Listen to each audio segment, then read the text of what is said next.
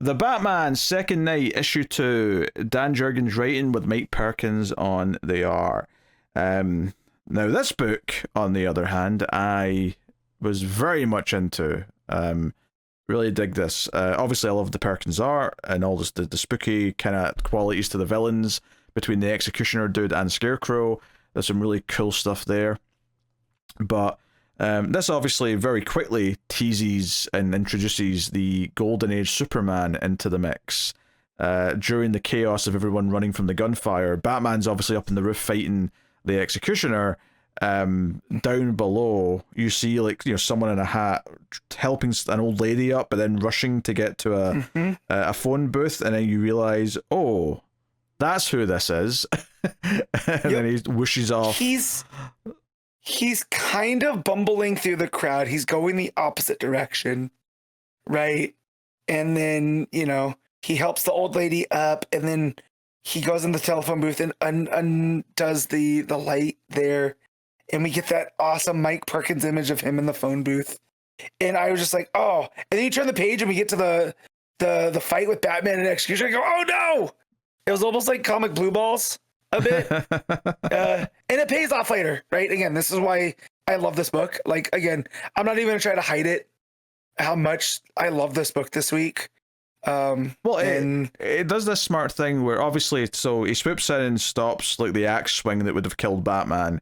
And Batman's not sure what even saved him, but, the Executioner runs off, and Batman's heavily injured. But what I like about the structure of this issue is that they both get a chance to spy on the other at different points. So there's a moment, there's a whole sequence in the hospital where Bruce is in hospital, and he's talking to his girlfriend, the actress, and he's talking to Gordon, and Clark's out in the halls with Lois, because Lois wanted to talk to Commissioner Gordon, and he's eavesdropping on Bruce's conversation and is like, hey, he's up to something. He's talking to this actress about his secret life and what's going on.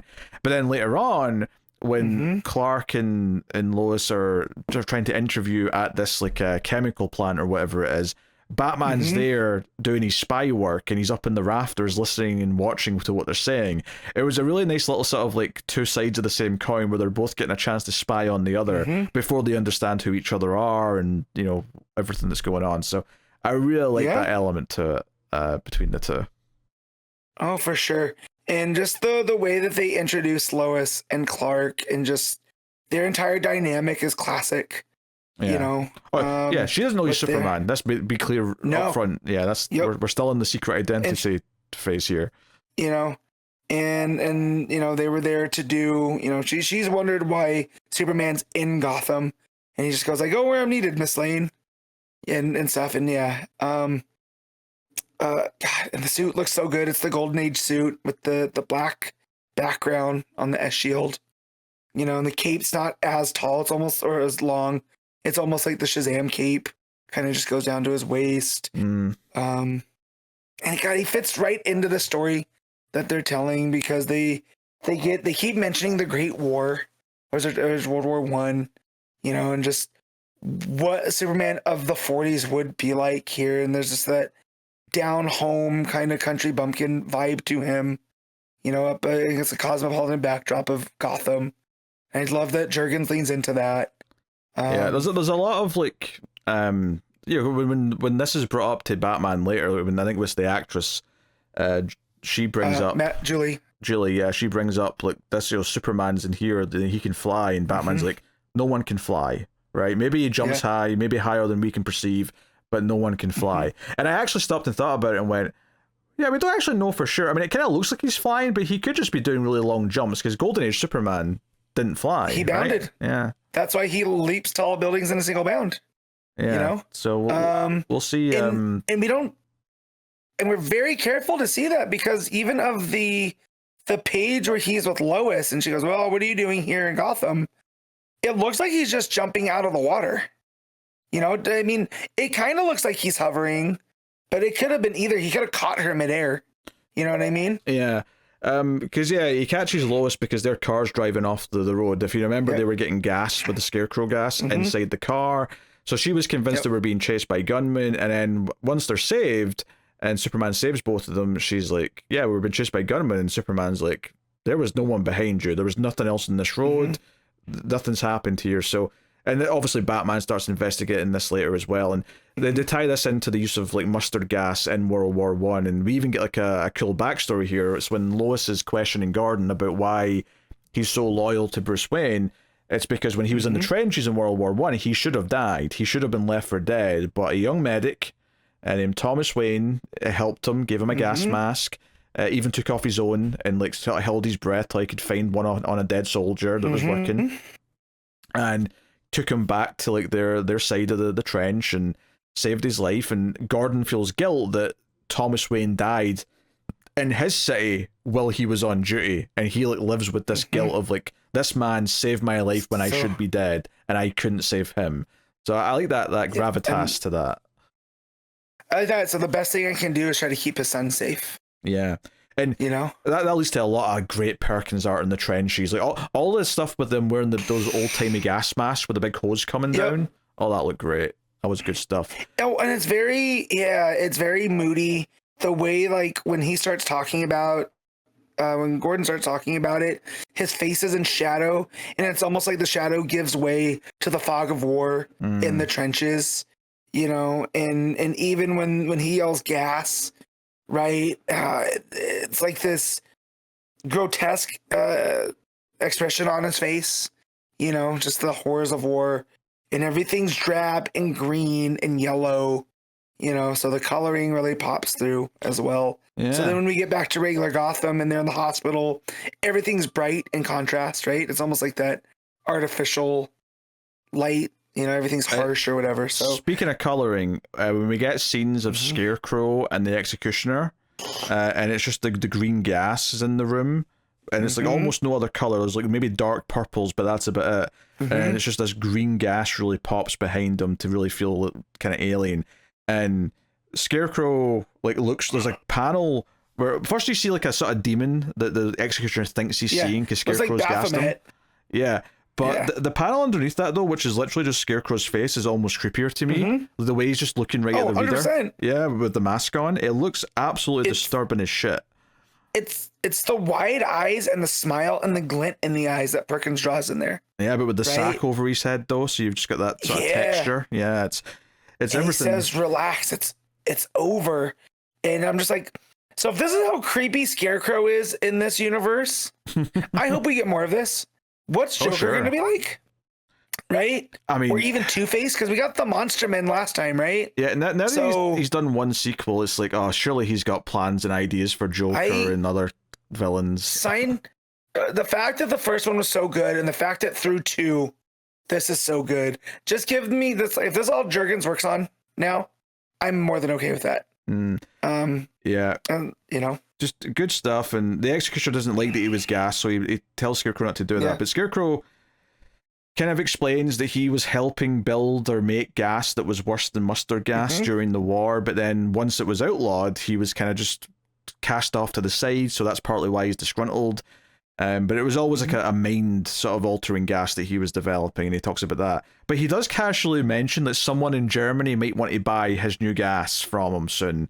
So like I was like, oh, dude, he's going to sell it to Hitler. That's a great idea. Yeah, because this opens with the invasion of Poland, right? That's the and the newspapers. So right. So it may not be technically declared yet, but World War II is effectively starting right now. Yes, it is. It's getting ready to kick off, and you can also feel the sense of dread in everybody in Gotham talking about the Great War, right? Gordon, Bruce, all this other stuff. They keep bringing up this because it was supposed to be the last one, and we're on the precipice of it here. And so again, them talking about how horrific that one was with how we know World War II ended up too. There's just that, you know, there's some depth of storytelling from Jurgens going on here that's beyond the superhero aspect of things. Yeah, really good stuff. And then the big thing as well, after we get through like the flashbacks and all that, is that was it Maxie, the pimp, or the whatever you want to call him? Yes. They're complaining that there's no business because everyone's so scared after this big shooting that everyone's staying home. Everyone's scared to walk the streets of Gotham. You know, wives aren't letting their husbands out the house because they're scared about like being left alone for good and all that kind of thing. So like that leads him to going down to I think City Hall to try and like get answers and talk to the police and whatever. The rabbi's there, and notably the rabbi recognizes him and like calls him by his original name, and he's like, "No, I go by Maxie now." Yep. So they're And doing he's some like, no, stuff be there. proud of who you are. What are you doing? Yeah. Kind of blow up his spot, which I do love that the rabbi sees the best in everybody. So the big thing that happens there by the end of the issue is that Scarecrow and the Executioner actually attack this place with all these people here trying to like demand answers and protection. They throw gas grenades of Scarecrow's gas into the crowd, and like the violence starts breaking out. So all hell's breaking loose there by the end of the issue. Meanwhile, I was gonna say, meanwhile, Bruce is like determined to go out and investigate now that he's figured out that this guy named Jonathan Crane was working on gas. And Julie's like, you shouldn't be standing up. You should be in bed.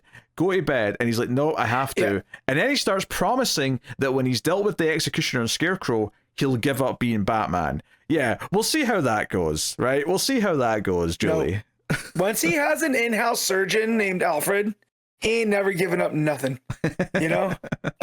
Because they mentioned that he was like an inch away of losing his kidney and bleeding out, right? The knife had just missed him by like an inch. And so he should not be able to go do all this stuff. And we see him nimbly jump from a car over this fence to get into this military facility. Yeah, on the gas. On the very next page, after he makes all these promises to her, it is interesting because she kind of admits that she was kind of excited by what he was like when she first found out, but now he's been like nearly killed. She's like, actually, I'd rather you stick around so we can get married and do all that other stuff. And but anyway, yeah. So he makes these promises, which we know are foolish, and this is where he overhears Clark and Lois talking and doing reportery stuff. But he does get into fights with soldiers or guards at this base, and this base was developing gas. Superman suits up during this and has a big kind of entrance as Batman's fighting all these soldiers, and he's struggling because he's hurt. He's still very weak from being injured. So Batman witnesses him be bulletproof during this sort of final few pages. This is all going down as the Scarecrow attack on all the public's happening, and the rabbi's getting strangled by Maxie. All that art looks fantastic, and then the issue kind of just ends with Batman and Superman coming face to face, and Superman saying, "Lose the mask and tell me why you're here." So we're going to get our Golden Age version of that traditional first time Batman and Superman interact with each other thing, which. Yeah. So I mean, I don't think Jurgens has misstepped in this second arc so far, so I'm excited to see what he does with it. Not at all. I love when the soldiers shoot at him first with the pistol, and Superman just goes, "You're wasting time and ammunition," and then they start shooting at him with the bigger guns, and he goes, "No, those are definitely louder, but they're having no effect still." Just the pacing between that and the expression on Clark's face. Oh my God, like you said, he has not misstepped. Jurgens and then Perkins on top of it, so good. Yeah, Perkins is operating on another level here. I love this, and part of me is like, oh God, I wish this was just an ongoing, but then I'm like, yeah, but like this is 50 pages every 2 months. That's actually still more than a single 20-page book a month. So it would be a tough thing to like shift to. You'd have to at least take some time off between arcs, but I'm so into this that I want more, which is the nicest thing I could possibly say about something like this. Well, and I like that when we see Superman come through the wall, he's all in darkness, and we get those heavy Perkins heavy inks over him, and it adds this presence that I don't usually associate with Superman, right? Because Superman's the daytime hero, Batman's the nighttime, and here he's shaded and all of that. And it's like, oh, he's fully on Batman's turf now. I love this so much. Yeah, that's great. I had a great time. It went for a 50-page book. It went in shockingly quick, and everything feels so high quality artwork wise. The vibes are immaculate. Yep. The spookiness and all that of Scarecrow and the Executioner. Really loving this so far. And it's so weird that it's only the second issue, but there's so much packed into each issue that it does feel like a lot more than that. So. What are you giving Batman Second Night issue 2? I'm gonna give this a 9.5. Ooh, baby. I don't know what I want to give it. I'm tempted to go as high as that. Yeah. Yeah, I was like, I really wanted to give it the 10, and then I came to my senses. Gotta reserve the 10s for really special things, and this is close, but it's not quite.